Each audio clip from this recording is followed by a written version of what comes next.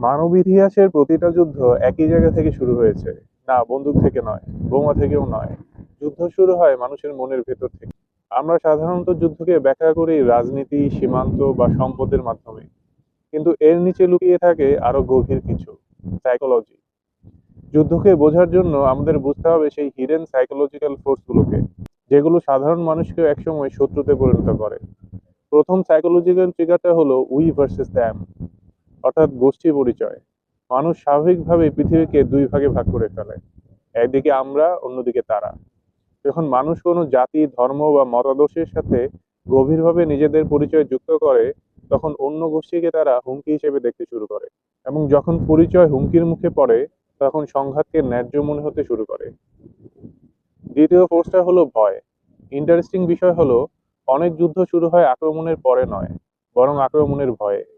একটি দেশ যখন নিজেকে রক্ষা করার জন্য অস্ত্র বৃদ্ধি করে, অন্য দেশ সেটাকে আক্রমণের প্রস্তুতি হিসেবে দেখে।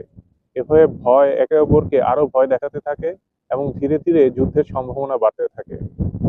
তৃতীয় এবং সবচেয়ে অন্ধকার মানসিক পরিবর্তন হলো মানবিকতা হারানো। যুদ্ধের আগে শত্রুকে মানুষ হিসেবে দেখা বন্ধ হয়ে যায়।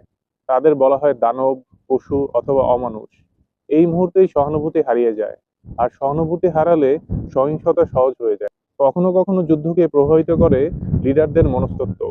ক্ষমতা, গৌরব, ইতিহাসে নিজের নাম রেখে যাওয়ার ইচ্ছা, এসবই কখনো কখনো লিডারদের সংঘাতের দিকে ঠেলে দেয়। যুদ্ধ একটি জাতিকে একত্রিত করতে পারে, সমালোচনা থামাতে পারে এবং শক্তির প্রতীক তৈরি করতে পারে। ইতিহাস বলে, যখন ভয় ছড়াতে থাকে, জনগণ তখন সবচেয়ে অ্যাগ্রেসিভ লিডারকেই সাপোর্ট করতে শুরু করে। কিন্তু শেষ পর্যন্ত একটি ভয়ঙ্কর সত্য সামনে আসে।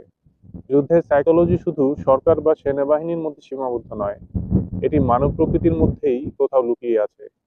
তার মানে, যদি যুদ্ধ মানুষের মনের ভেতর থেকেই শুরু হয়, তাহলে হয়তো শান্তিও সেখান থেকেই শুরু হতে পারে।